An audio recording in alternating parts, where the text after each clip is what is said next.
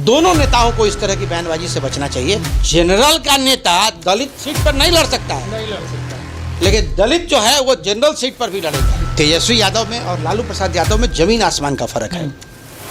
तेजस्वी एक seasoned politician, जिन लोगों ने उस दौर को देखा है हम जाते हैं, वो आज भी राजद का नाम सुन के सहम जाते हैं। जीतन राम मांझी का बयान कि चिराग पासवान अभी नौसिखिया बच्चे हैं।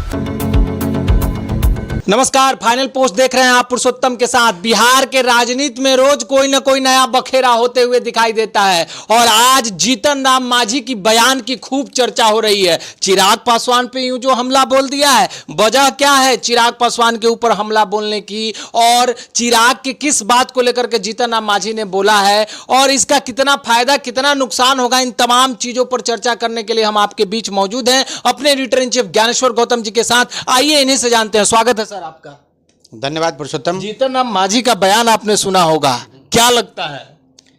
दो राजनीतिक दलित परिवार, अच्छा, मतलब दो राजनीतिक दलित परिवार के आपस का जो संग्राम है और इस संग्राम के पीछे की जो वजह है कि इसी नाम पे एनडीए में कुछ ज्यादा सीट हमको मिल जाए, अच्छा है ना, यही कारण है। इसके अलावा दूसरी कोई बात नहीं है।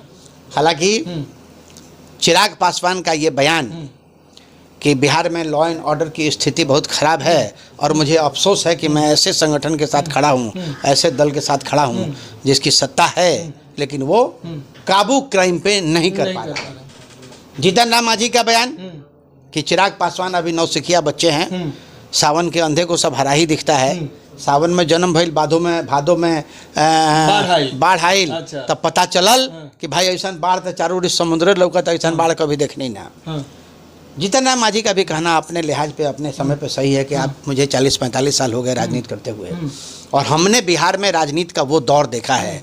हमने बिहार में जंगल राज का वो दौर देखा है, खास करके 90 से लेकर 2005 तक का जो दौर था, है ना, जिसमें बसों में कपड़े उतार के जनेऊ देख देख के हत्याएं होती थी। तो वो दौर भी बिहार ने झेला है, उस दंश को भी बिहार ने झेला है। आज भी आपको बता दें कि आरजेडी ठीक है, अभी महागठबंधन में आरजेडी मजबूत स्थिति में, इसमें कोई दुराई नहीं है, लेकिन जिन लोगों ने उस दौर को देखा है सहम जाते हैं, वो आज भी राजद का नाम सुन के सहम जाते हैं। अच्छा। हालांकि आपको एक चीज़ बता दें, तेजस्वी यादव में और लालू प्रसाद यादव में जमीन आसमान का फर्क है। तेजस्वी एक सीजन्ड पॉलिटिशियन है। तेजस्वी ने अपराध को बढ़ावा देने का काम कभी नहीं किया और तेजस्वी अपने इमेज को बिल्कुल साफ सुथरा रखना चाहते हैं।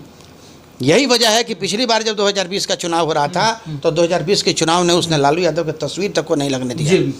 अपने बूते पे चुनाव लड़ा और लड़ के राज्य की सबसे बड़ी पार्टी के रूप में अपने दल को स्थापित किया। तो ये तेजस्वी में खूबी थी और तेजस्वी भी अपने उस दौर को के बारे में जानना नहीं चाहते हैं, उस दौर को दोहराना नहीं चाहते हैं। और ऐसा नहीं है कि आज अगर राजद की सरकार बन जाए तो वो स्थितियां वही होगी, लेकिन वो कहावत है ना, दूध का जला छाछ भी फूक फूक के पीता है।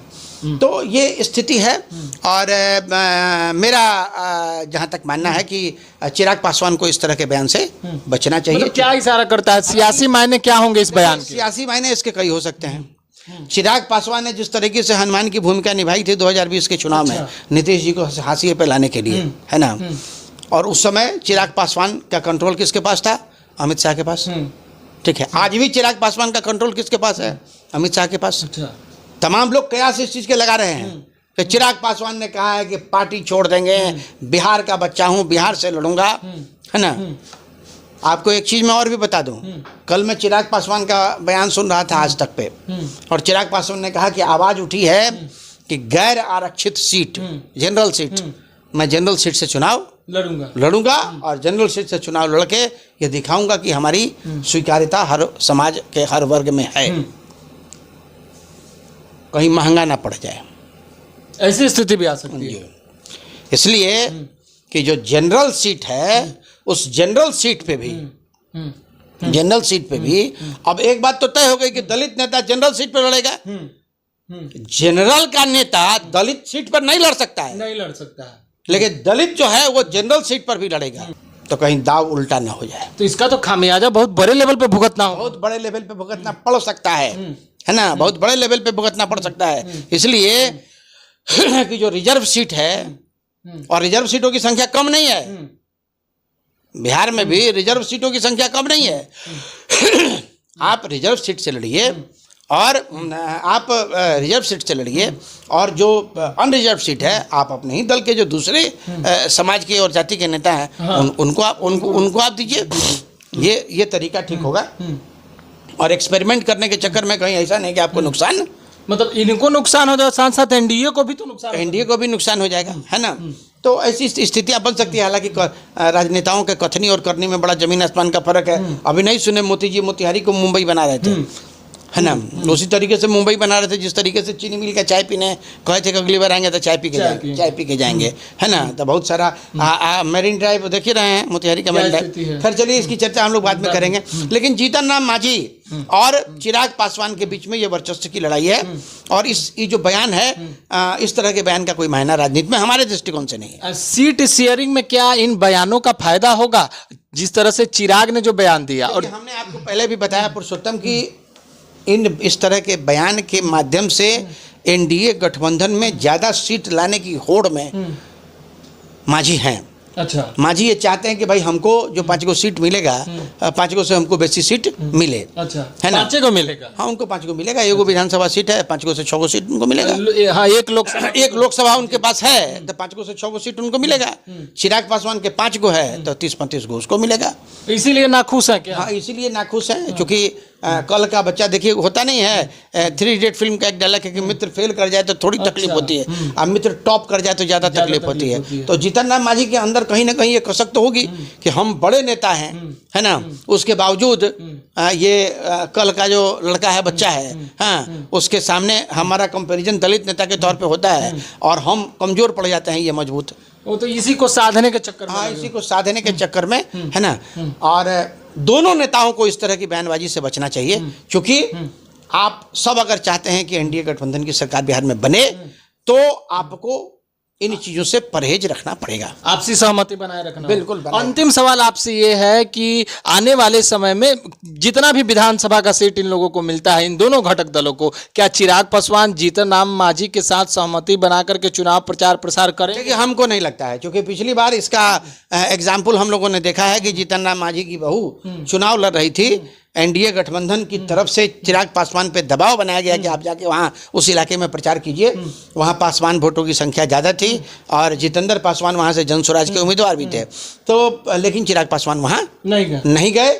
हालांकि जितेंद्र पासवान को अच्छा, हमको लगता है 37 या 42 हज़ार वोट करीब मिला था। और लेकिन पासवान समाज का पूरा वोट उनको मिला था। तो चिराग पासवान के जाने से हो सकता था कि वो वोट जो है थोड़ा शिफ्ट होता, लेकिन चिराग पासवान नहीं गए। और नहीं गए तो ये पासवान समाज के लिए एक स्पष्ट इंडिकेशन था कि तुमको भी जितेंद्र जो पासवान है उन पासवान के साथ जाना है, और वोट जितेंद्र पासवान के साथ गया अभी।